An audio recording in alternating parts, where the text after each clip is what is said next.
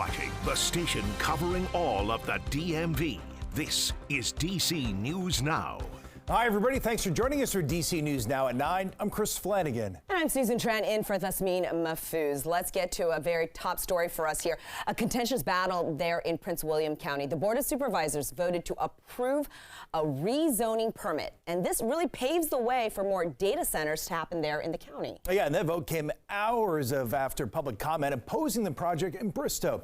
Delin Technology Park is located in the middle of a residential neighborhood and next to an elementary school. Our Mario Carbone takes us there tonight.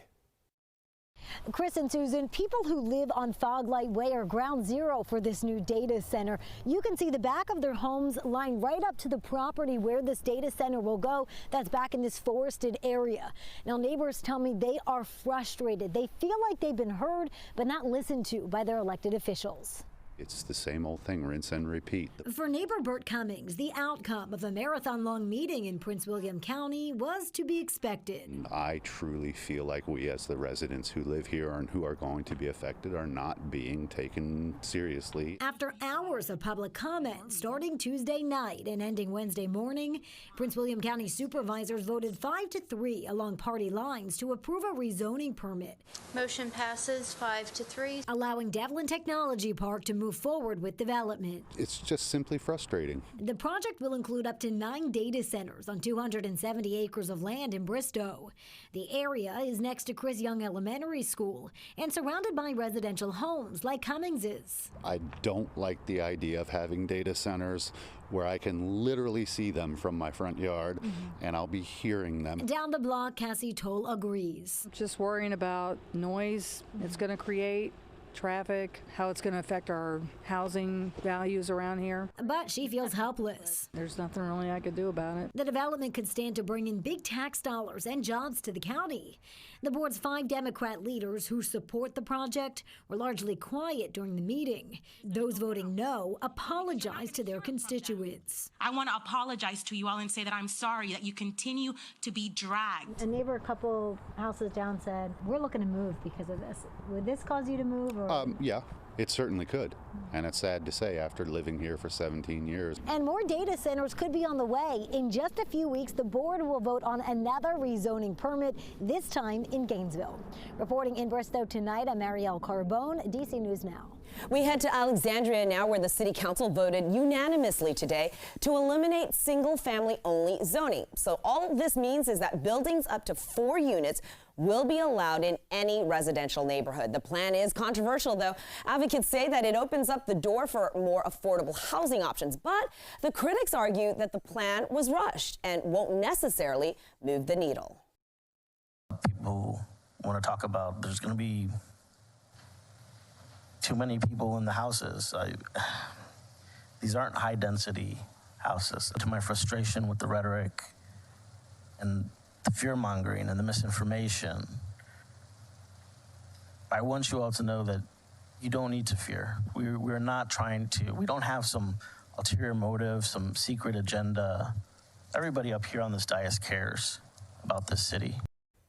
Here's some more data. Alexandria's Department of Planning and Zoning estimates the city's population could jump up 65% in the next 3 decades. And according to the latest census, roughly 9,000 Alexandria families with incomes of up to $75,000, well, they were considered to be burdened by the cost of housing, which means that they're spending more than 30% of their income paying for rent or a mortgage. Well, all new tonight, dognappings have hit nearly every single corner of the DMV this week. 1 dog stolen in Fairfax County, at least 2 stolen dogs reported in D.C., and earlier this week, a dog taken during an armed carjacking in Prince George's County. But today, that dog owner and her dog Zoe, see here, they were reunited. It happened at the same gas station where Zoe and her car were stolen on Monday.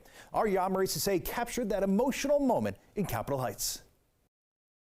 Yeah, a very scary situation that had a happy ending. Now, this woman arrived at the gas pump, was about to pay for gas with her phone, and that's when someone decided to place a gun at her back, tell her to move, and steal her car with her dog inside. Now, she tells me the car has not been recovered, but she's very happy that her dog was found safely. My God. A heartwarming moment. Hey, baby. Zarina Gales finally reunited with her dog Zoe 2 days after her dog was taken during a carjacking. I couldn't eat, I couldn't think, I can't even believe this. Oh my gracious. It happened on Monday around 1 p.m. Gales was at this Wawa gas pump in Capitol Heights. I had only stepped out my car like 2 feet to tap to pay. That's when she said she felt someone place a gun to her back. He said move, and I just moved out the way, and it didn't process till maybe a few seconds that, she was still, in the car, and of course my purse and everything. The suspects drove off in her silver Infiniti SUV with her 16-year-old dog in the car. I've always, told don't go to the gas station late night, don't go early, don't go by yourself. But in broad daylight, you can't, get gas at 1 o'clock in the afternoon. Then what can you do? Then when are we safe? So we have to be mindful and, watch our back. A Good Samaritan found the dog roaming around in their backyard in D.C. and immediately reached out to police. And because of their good deed, Zoe and her family are finally back together again. I'm in shock. I'm in disbelief. I can't wait to take her home and clean her up and get her situated. But this is definitely a miracle. Glad to see the happy ending there. It is our Yamari Say reporting. Meanwhile, in Virginia, police in Fairfax County are searching for a French Bulldog named Queen. Here she is. We're told Queen was snatched Monday from the owner's home in Springfield. That owner says someone broke into their home on Tralee Wood Court to get her. This is a surveillance video here. The owner told police they think they may know who is behind the crime. They claim that person has threatened to come back for their other 2 dogs. Now, the D.C. area has seen a string of French Bulldog thefts in recent weeks as well, but why are we seeing so many of them? The American Kennel Club says they're a high-value breed and easy to grab as well. Same with smaller dogs and puppies. Club says thieves are often targeting these dogs to resell them for cash. We have an update now on our national Christmas tree. As they say, the show must go on, and it will. Tomorrow's tree lighting ceremony at the White House will go on as planned. This despite yesterday's mishap when strong winds toppled the evergreen. The National Park Service says a cable securing the 40-foot Norway spruce has been replaced, so everything will go on as planned. Show must go on. That's yes. right. All right. Well, hopefully tomorrow night the weather is nice for the tree lighting. We'll see what happens there. I know we have the pro here, Chief Meteorologist Janessa Webb, to give us the details. Unfortunately, it is getting warmer as the days progress. Yeah, I think tomorrow is really ideal for that tree lighting. If they called me and I let them know, tomorrow is the day to put it up because we have temps. They're back into the 50s, so you have milder air. Tonight would have been a little bit uncomfortable. You still have very frigid air that's in place. The winds, they are starting to subside, but that southerly flow is really going to pump in the warmer air that we are discussing. 39 overcast skies. So just in the last couple of hours, temperatures have risen about 5 degrees, and that's due to a southerly breeze now, 9 to about 15 miles per hour. It's very dry out there. There's not a lot of moisture, so there's not going to be a lot of condensation in the atmosphere, so I'm not concerned about a big-time frost or freeze concerns. I know we have a lot of 20s that are on the board right now, 26 for Luray into Woodstock. The farther you go into Anne Arundel County, into the lower 30s, so really all in all, not a bad night across the region, along with winds. They are starting to go down just a little bit, but ranging really at a sustained wind speed 10 to 15 miles per hour. Northeast has been going through it. It's national headlines. I mean, you have over a foot of snow in some sections of the Northeast. We're kind of wedged between the storm system, and so that's why we're nice and dry, and we're going to continue to kind of stay that way. Yeah, we're hoping for snowflakes. That's not where we're going to get. We're actually going to get a warm up under partly cloudy conditions and just a few clouds for your Thursday. Our weather team is tracking some warmer, milder air along with rain for your Friday late week. We'll time that out coming up. All right, developing tonight, an investigation happening right now after FBI agent was carjacked in Northeast D.C. Police say this happened near Lincoln Park on Capitol Hill. This was just before 4 this afternoon. Police say 2 people were armed when they took that car. It was recovered about a half hour later, about a mile south of Lincoln Park, and no arrests have been made at this point. And this isn't the first high-profile car break-in or carjacking that has happened. Last month, you might remember that Texas Congressman Henry Cuellar was a victim of an armed carjacking there in Navy Yard.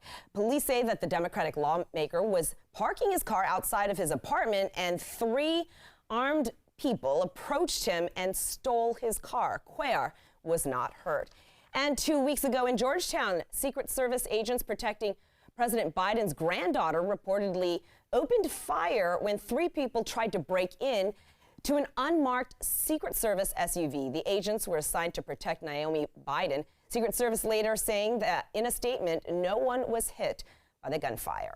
D.C. has seen this really staggering jump in carjackings this year, recently surpassing 900 with another month left of 2023. And out of all of those that have been reported, here's the detail. 77% have involved guns, and this is all according to D.C. police data. Yeah, and staying in the district, we have some shocking new video showing a burglary at a pizza shop in Brookland. Take a look here. This happened at 3 a.m. on Tuesday. You can see a man here in a mask trying to break down the front door of Minamali in Northeast. At first, he tries using some kind of hammer and then kicks the door down despite the alarm going off. The owner says they don't keep cash on site and have cameras all over the place.